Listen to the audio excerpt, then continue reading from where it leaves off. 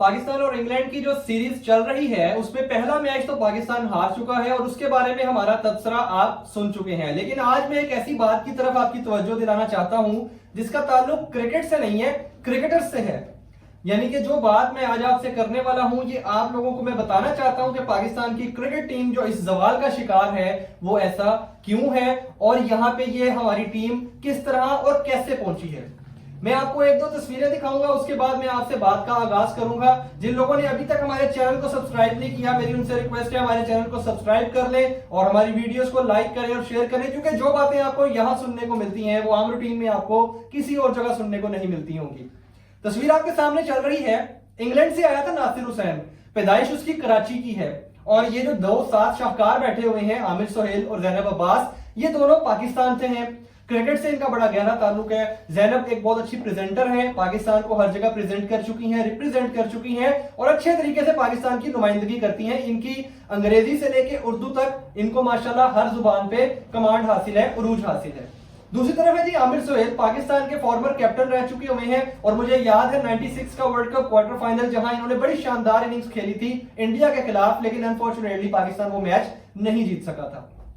आमिर सोहेल के cricketing career की मैं बात नहीं करने वाला, मैं जैनब अब्बास की क्रिकेटिंग प्रेजेंटेशन की बात नहीं करने वाला, मैं बात करने वाला हूं उस कैमरे के बाद की हकीकत जो कि अब आपको दो तस्वीरों में नजर आ रही है। जब कैमरा ऑन होता है तो ये दोनों लोग आमिर सोहेल और जैनब अब्बास नासिर हुसैन को साथ बिठाते हैं सेंटर में और नासिर हुसैन से सवाल पूछे जाते हैं क्रिकेट के हवाले से, जो कि जैनब पूछती हैं। जब वो जैनब सवाल पूछती हैं तो आमिर सोहेल भी जवाब दे रहे हैं और नासिर हुसैन भी जवाब दे रहे हैं, लेकिन इनके सरों पे ना छतरी है और ना कोई साया है। सूरज की रोशनी इन तीनों पर एक जैसी पड़ रही है। ऐसा नहीं है कि जैनब अब्बास पे और आमिर सोहेल पे सूरज जरा करीब आ गया है और नासिर हुसैन क्योंकि हमारा मेहमान है तो सूरज जरा लिहाज कर रहा है कि नहीं यार मैं थोड़ा पीछे हो जाऊं भाई, इनको गर्मी ना लगे।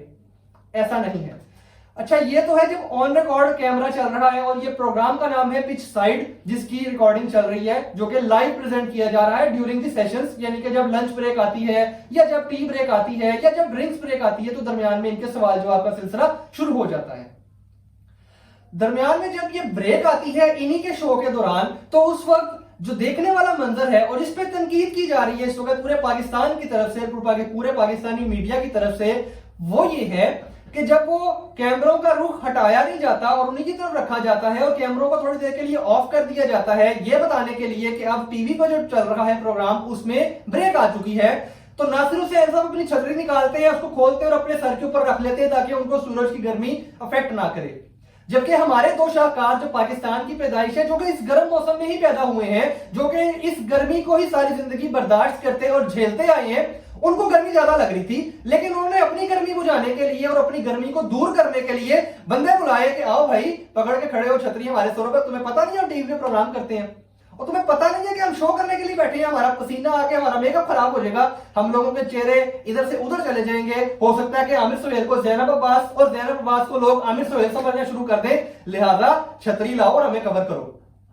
ये जो सेकंड तस्वीर मैंने आपको दिखाई है और जो मैं तस्वीर अब आपको कौम की हालत की बताना चाह रहा हूं, उसी से आप अंदाजा लगाएंगे कि पाकिस्तान की टीम की हालत क्या है। जब आप अपने इन प्रेजेंटर्स को नहीं रोक सकते कि वो अपने काम खुद कर लें, तो आपकी टीम अपने काम खुद कैसे करेगी। जब आपकी टीम के जो प्लेयर्स हैं उनकी फिटनेस का लेवल ये होगा कि वो 2 ओवर फील्डिंग कर लें या 5 ओवर इनको इकट्ठे करने पड़ जाएं तो इनकी टांगों में क्रैम्प पड़ जाते हैं, इनके बाजू के मसल पुल हो जाते हैं, इनके शोल्डर्स रह जाते हैं और इनको बुखार चढ़ जाते हैं, तो फिटनेस लेवल यही होगा।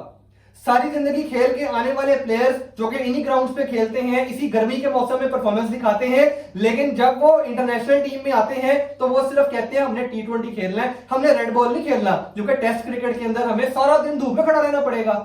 तो जब सारा दिन धूप में खड़ा नहीं रहना पड़ेगा तो फिर आपको प्रेजेंटर बनना पड़ेगा और आपको आमिर सोहेल और जैनब अब्बास की तरह शो करने चाहिए।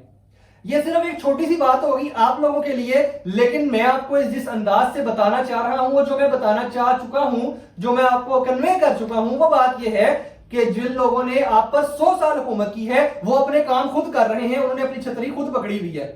और जिन पर हुकूमत की गई है, जिन गुलामों पर हुकूमत की गई है, जो महकूम थे उन पर हुकूमत की गई है, वो लोग आज जब आजाद हुए हैं तो 70 साल नहीं गुजरे, उन्होंने अपने लिए मजीद एजेंट्स, अपने लिए हेल्पर्स रख लिए कि जो उनके सरों पे सूरज की रोशनी पड़ने से बचाने के लिए छतरी पकड़ते हैं। एक हाथ से माइक और एक हाथ से छतरी नहीं पकड़ सकते।